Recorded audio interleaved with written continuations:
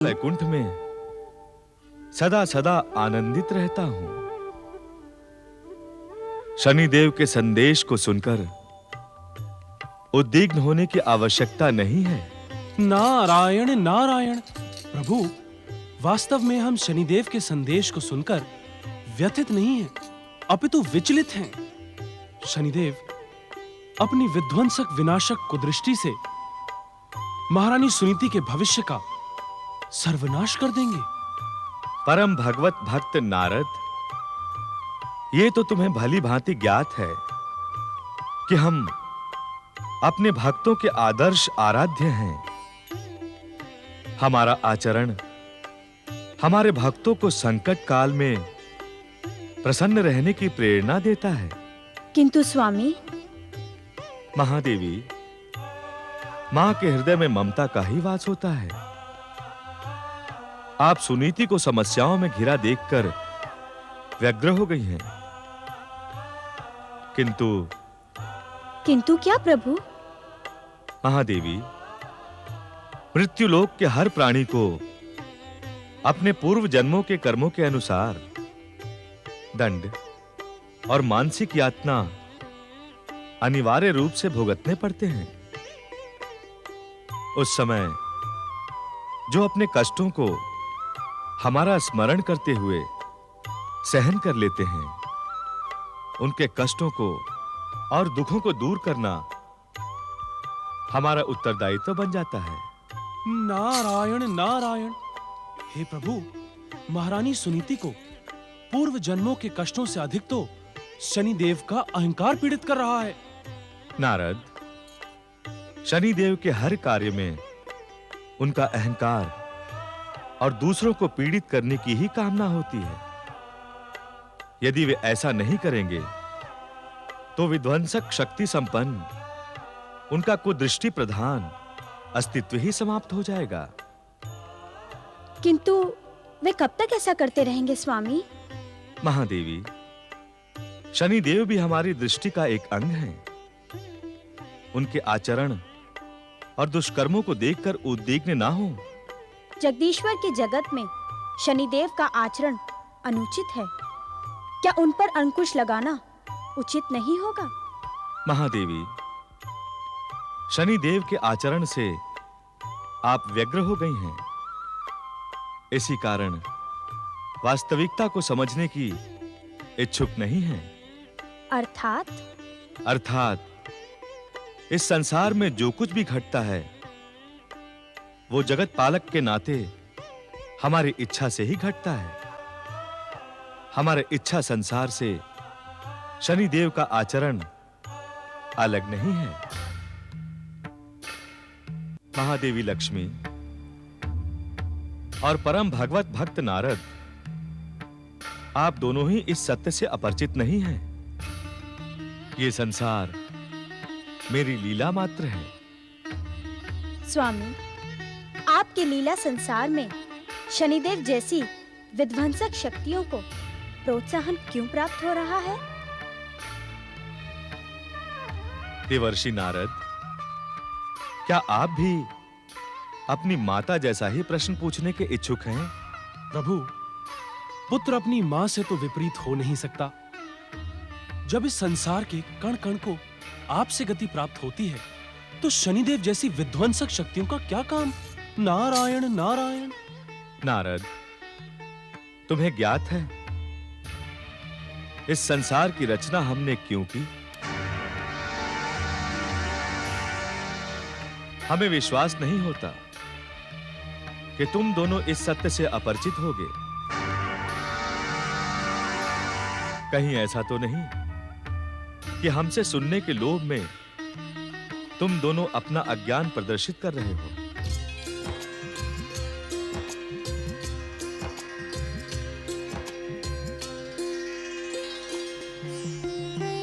स्वामी, इस संसार के समस्त कारणों के कारण आप हैं। आपके श्रीमुख से निकली मधुर वाणी को सुनने का लोभ भला हम कैसे त्याग सकते हैं? नारायण नारायण। और प्रभु, हमारे लोभ का दूसरा कारण यह भी है कि हम भक्तों पर प्रसन्न होकर कोई न कोई रहस्य आप किस प्रसंग पर खोल दें? चतुर नारद, तुम्हारी चतुराई अब महादेवी लक्ष्मी के व्यक्तित्व को भी प्रभावित करने लगी है। सुनो, मुझ इस इच्छा संसार को रचने की प्रमुख लीला का कारण है प्राणी मात्र में सत्य, सदाचार, सद्विचार, सत्कर्म और सद्भावना की अलग जगाना। नारायण नारायण। प्रभु, क्या सत्य, सदाचार, सत्कर्म, सद्भावना और सद्विचार की अलख शनिदेव जैसी विध्वंसक शक्तियों के माध्यम से जगेगी? हाँ नारद, शनिदेव जैसी विध्वंसक शक्तियां ही मेरी इच्छा को पूर्ण करने का माध्यम बन जाती है। किस प्रकार? महादेवी, यदि सुनीति के जीवन में आज के जैसा भयानक संकट काल न आता तो क्या वैकुंठ में उसकी चर्चा होती? क्या महादेवी लक्ष्मी उसके भविष्य को लेकर चिंतित होती? और क्या देवर्षि नारद सुनीति के सौभाग्य को लेकर विचलित होते?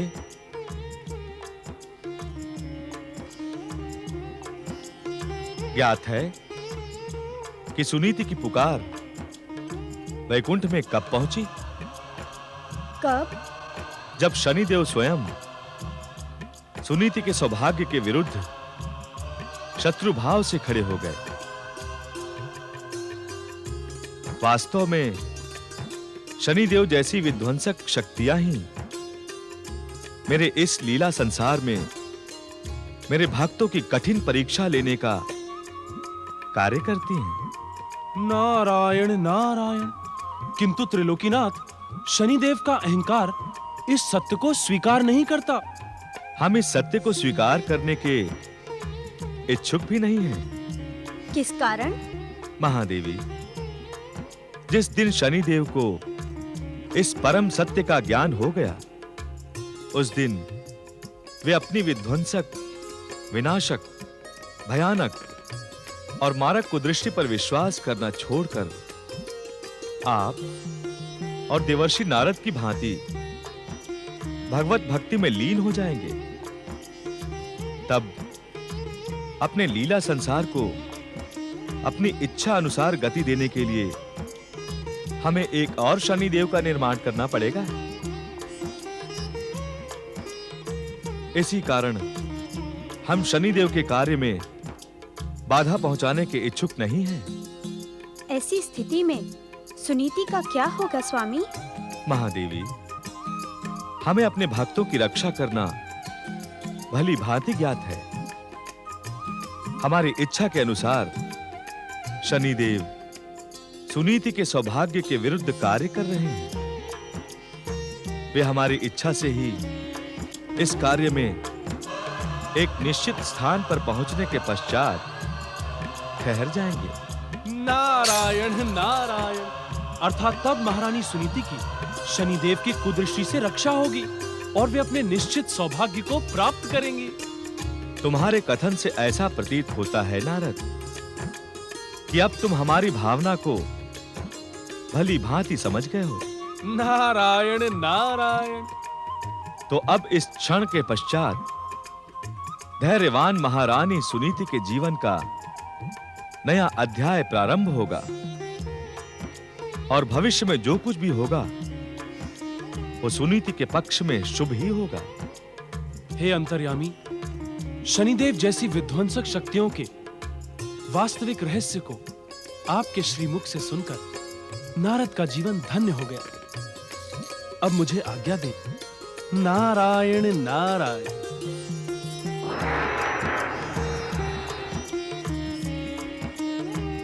महादेवी, हमें विश्वास है कि अब आप सुनीति के सौभाग्य को लेकर उद्विग्न और विचलित नहीं होंगी।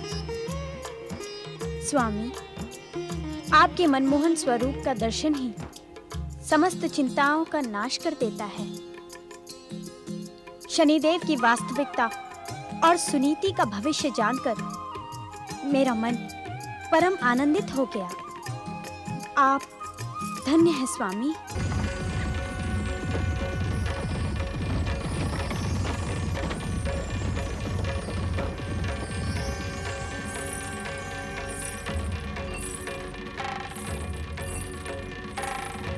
महारानी जी, ठहरो साथी ठहरो। महारानी जी, महारानी जी, महारानी जी, महारानी जी, महारानी जी, क्षमा करें, मैं उचित समय पर आपकी सेवा में उपस्थित न हो सका। रथ पर पधारिए महारानी जी। महाराज उत्तानपाद ने वन भवन में आपके स्थायी निवास का प्रबंध किया है। महारानी जी, महारानी जी, महारानी जी, महारानी जी, आपके साथ जो अन्याय हुआ उसे हम सभी प्रजाजन क्षुब्ध हैं। स्वयं महाराज अपने आप को अपराधी अनुभव कर रहे हैं। महारानी जी, आपका हृदय विशाल है। जो दोषी हैं आप उन्हें अवश्य क्षमा कर देंगी।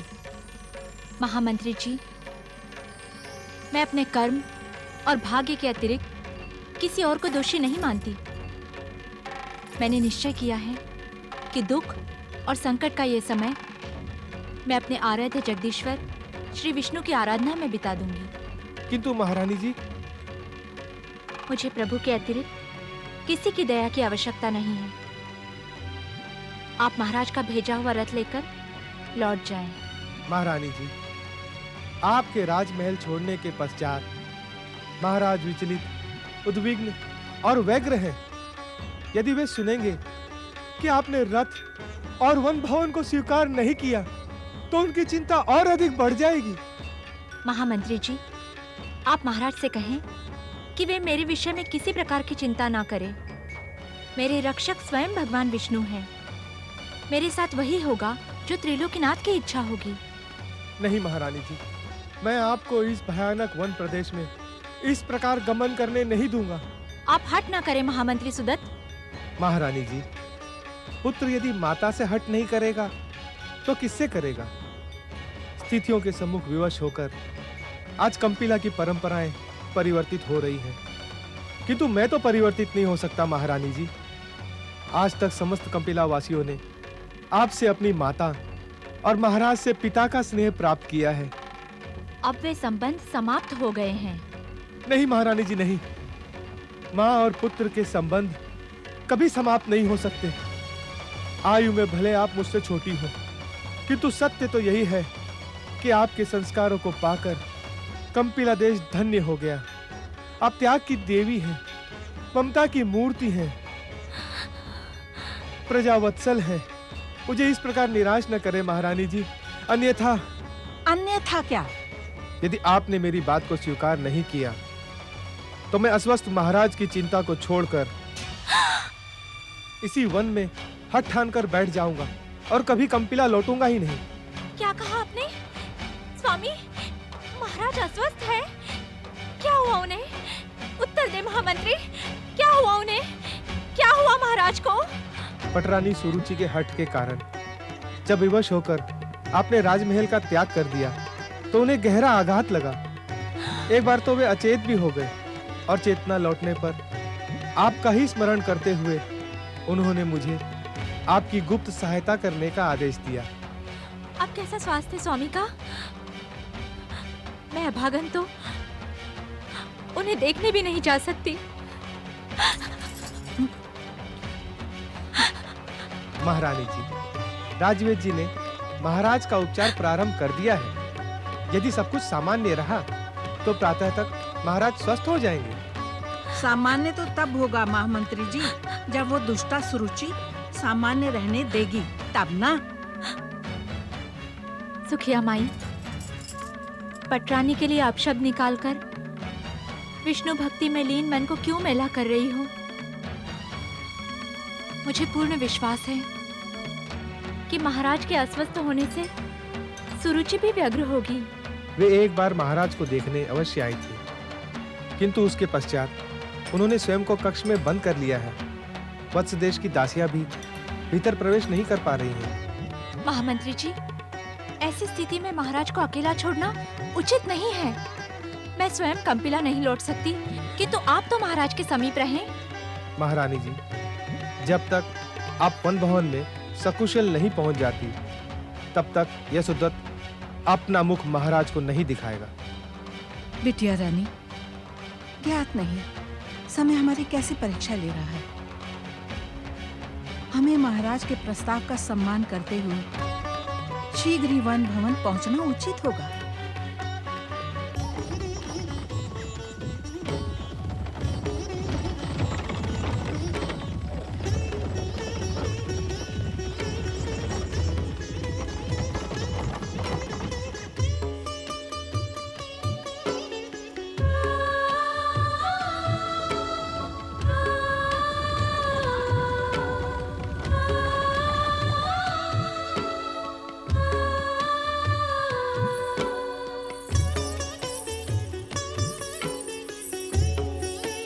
पधारिए महारानी जी।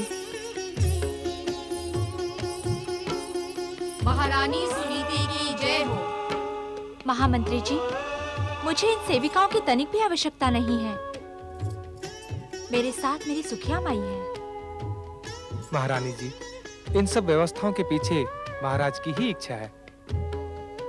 महामंत्री जी, पृथ्वी के प्रथम पुरुष महाराज मनु की व्यवस्था के अनुसार पृथ्वी के प्रत्येक मनुष्य को एक निश्चित समय के पश्चात वानप्रस्थ आश्रम स्वीकार कर लेना आवश्यक है। आप इसे मेरा वानप्रस्थ मान ले।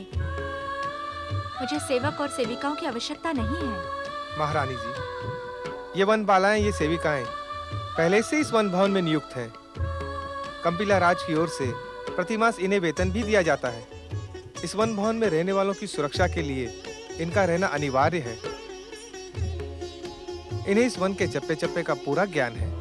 भयानक से भयानक वन पशु भी इन वन बालाओं के मित्र हैं। ये आपकी सुविधा का पूरा ध्यान रखेंगी।